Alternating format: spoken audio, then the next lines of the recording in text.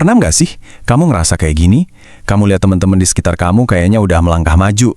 Mereka mulai karir, ngebangun hubungan. Sementara kamu rasanya kok mandek ya? Terjebak.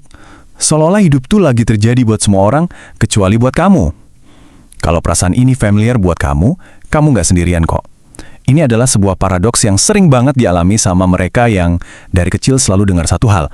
Kamu tuh pinter. Sebuah janji masa kecil yang entah gimana, sekarang rasanya malah jadi beban. Nah, disinilah letak paradoksnya. Janji yang dulu terdengar indah, ternyata berubah jadi tekanan. Pujian yang dulu bikin bangga, malah jadi penjara. Pertanyaannya, gimana bisa sesuatu yang niatnya baik, malah jadi sumber kecemasan kita pas dewasa? Yuk, kita telusuri ini bareng-bareng, langkah demi langkah. Dan yang paling penting, kita coba cari jalan keluarnya. Coba deh, kita kembali sejenak ke masa kecil. Dulu, identitas kita itu sederhana. Mungkin kamu dikenal sebagai anak yang jago gambar atau anak yang jago main bola. Tapi, ada satu label yang kekuatannya beda, anak pintar. Label ini bukan sekedar hobi, ini tuh janji. Diulang-ulang sama guru, dibanggain sama orang tua, sampai akhirnya kita bukan lagi cuma merasa pintar, kita adalah si pintar. Dan itu jadi identitas utama kita. Sekarang, coba renungkan ini sebentar. Waktu kita dipuji pintar, apa sih yang sebetulnya lagi dipuji? Seringnya bukan kerja kerasnya, bukan usahanya, tapi yang dipuji itu kecepatannya, kemudahannya.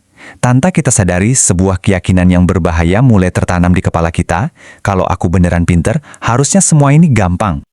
Coba lihat tabel ini. Di satu sisi, ada pujian yang kita terima. Dapat nilai bagus tanpa belajar, bisa nemuin solusi dengan cepat. Tapi, di sisi lain, ada harga mahal yang gak kita sadari. Dapat nilai bagus tanpa belajar, itu ngajarin kita kalau berjuang itu sama dengan gagal. Menyelesaikan masalah dengan cepat, itu bikin kita jadi takut sama tantangan baru.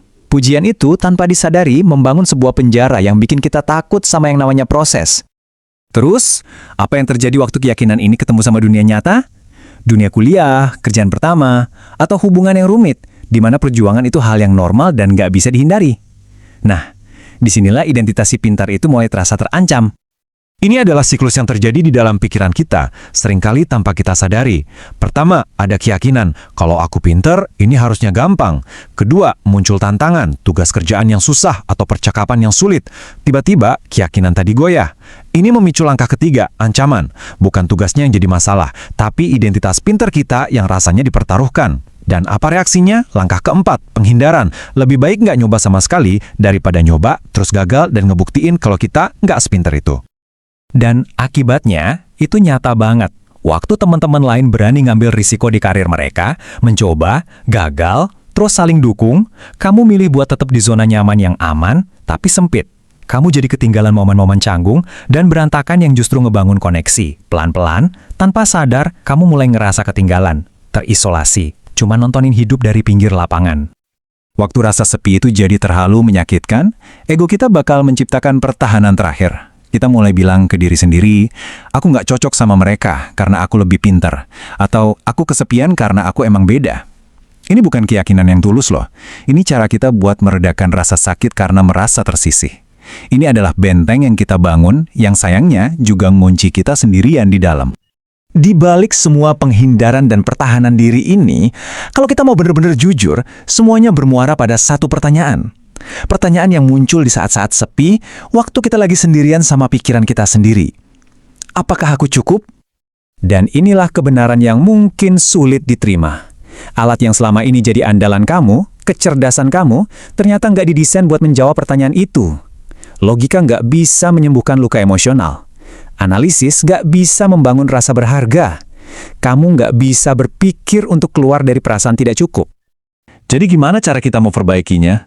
Jawabannya dimulai dengan sebuah langkah yang mungkin terasa menakutkan, yaitu dengan membongkar identitas lama yang beracun itu. Ini adalah titik baliknya. Langkah pertama ini paling sulit, tapi ini nggak bisa ditawar. Kamu harus rela melepaskan mahkota si pintar itu. Coba biarkan ini meresap sejenak. Bukan karena jadi pintar itu buruk, tentu bukan. Tapi karena menjadikan itu sebagai satu-satunya sumber nilai diri kamu, itu berbahaya.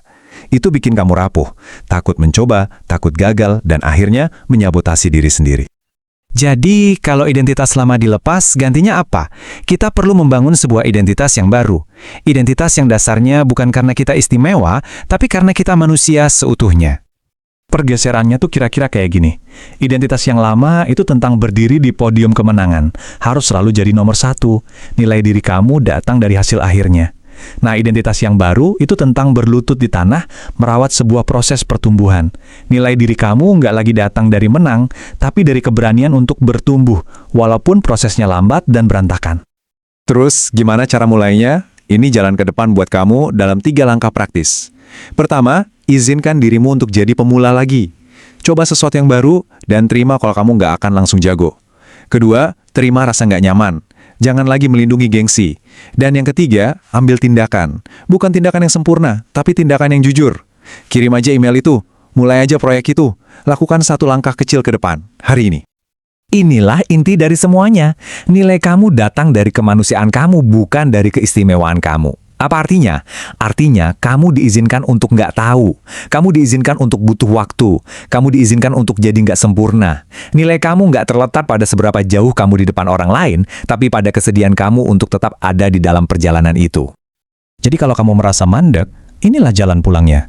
Bukan dengan menjadi lebih pintar, tapi dengan menjadi lebih hadir. Lepaskan tuntutan untuk jadi sempurna, dan mulailah memilih untuk hadir. Karena pada akhirnya, untuk merasa terhubung, kamu nggak perlu jadi orang yang paling istimewa di ruangan itu. Kamu cuma perlu ada di ruangan itu. Disitulah koneksi terjadi. Disitulah kamu akhirnya bisa merasa utuh.